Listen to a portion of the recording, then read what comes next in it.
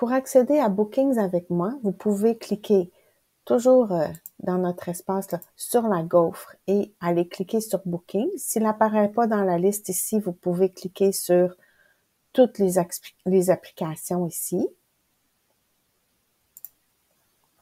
Et vous allez accéder à la page de réservation.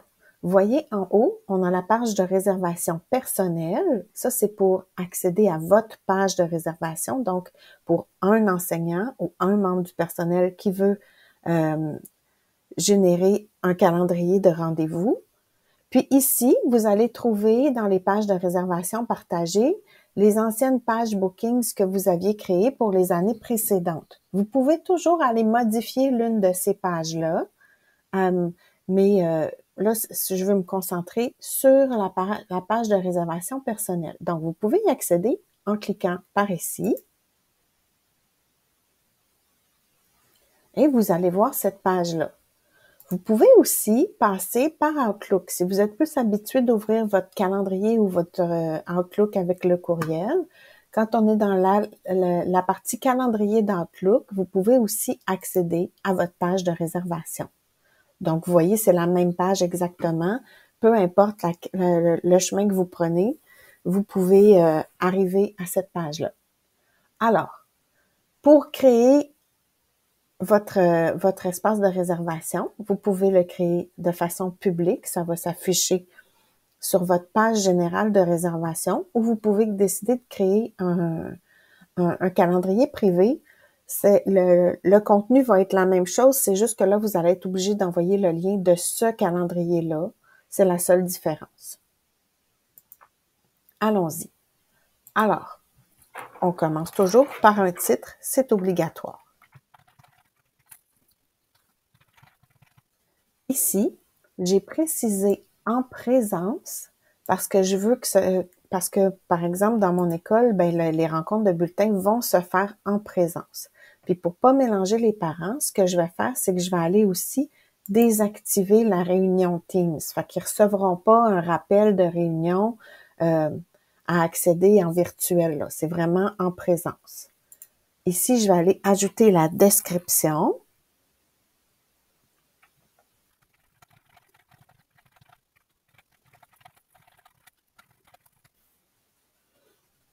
Ensuite de ça, vous pouvez aller indiquer l'emplacement. Donc, vous pourriez mettre l'adresse de l'école. Vous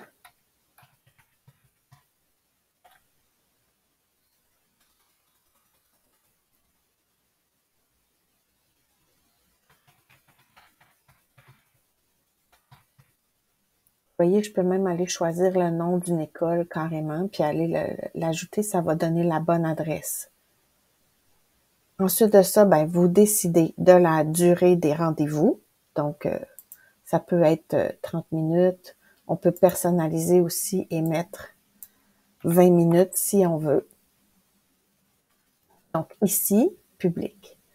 Par défaut, habituellement, quand on ouvre le calendrier, le Bookings, il va envoyer un courriel avec la page de réservation. Je vous invite à décocher ça parce que sinon, ça va envoyer un courriel à toutes ces personnes-là.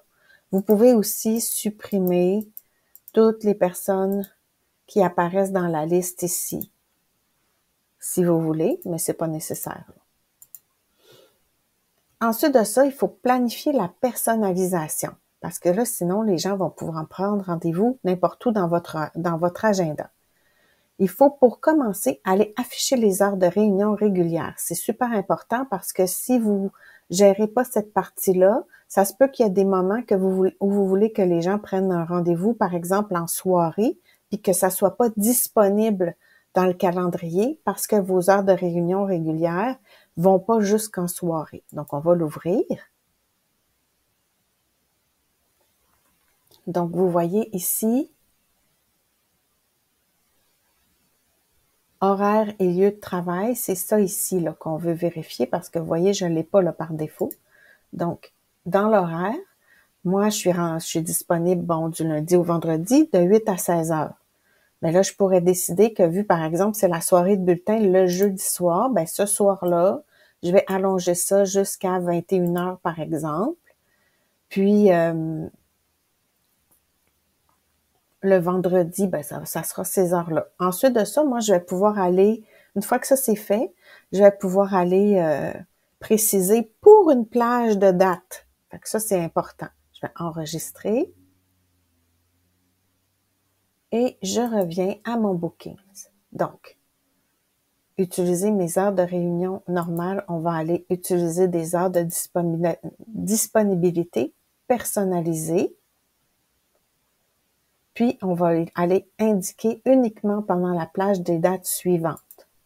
Donc, disons que c'est dans la semaine le 16 et le 17. Donc, je veux que les gens puissent prendre un rendez-vous seulement dans cette plage d'horaire-là. Je vais aller enlever le lundi, le mardi, le mercredi. Là, pour le jeudi, ce que je vais faire, c'est que je vais dire, ben moi, je suis pas disponible de 8 à 16 heures. Là. Je vais être disponible seulement en après-midi après l'école. Donc, ça va être à partir de 15 heures jusqu'à 17 heures. Puis là, je vais ajouter après le souper de 18 heures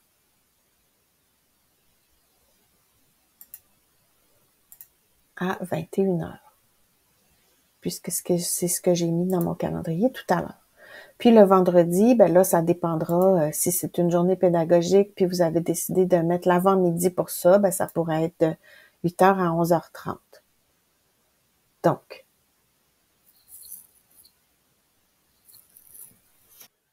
dans les options avancées,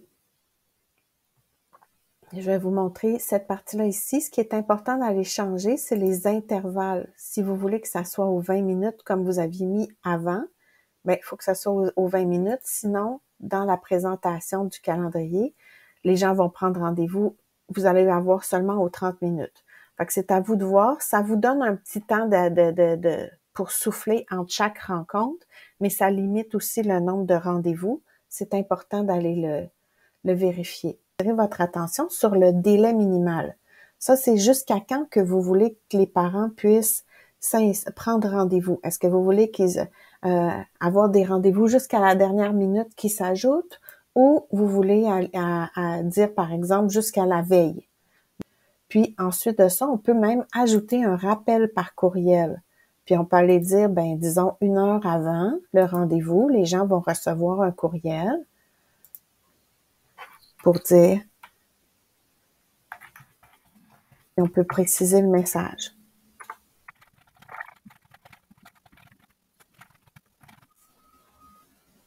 Puis on enregistre les modifications. Et voilà, j'ai terminé, je vais enregistrer. Maintenant, pour que les gens aient accès à cette page-là, je vais cliquer sur les 3 petits points ici, puis je vais copier le lien. Puis là, ben, je peux décider de l'envoyer par courriel dans Mosaïque. Puis si vous voulez voir ce que ça donne pour le parent, voici, je colle le lien. Et là, vous allez voir, bon, le parent, lui, il doit soit se connecter ou continuer en tant qu'invité. Il peut choisir, vous voyez, c'est le seul calendrier auquel il a accès dans mes calendriers. Donc, on pourrait aller pour le 16. Puis là, ben, on voit les heures auxquelles les gens peuvent s'inscrire.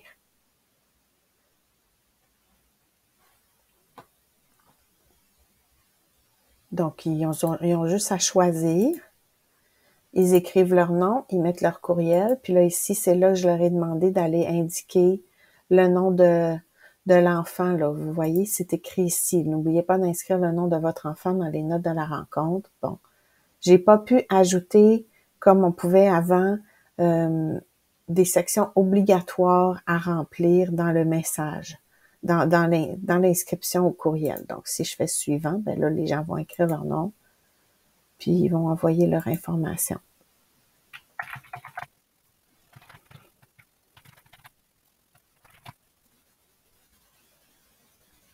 Donc là, ça m'envoie un courriel que je vais aller chercher.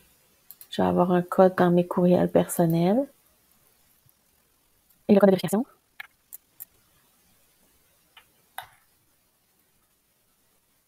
Je vais planifier.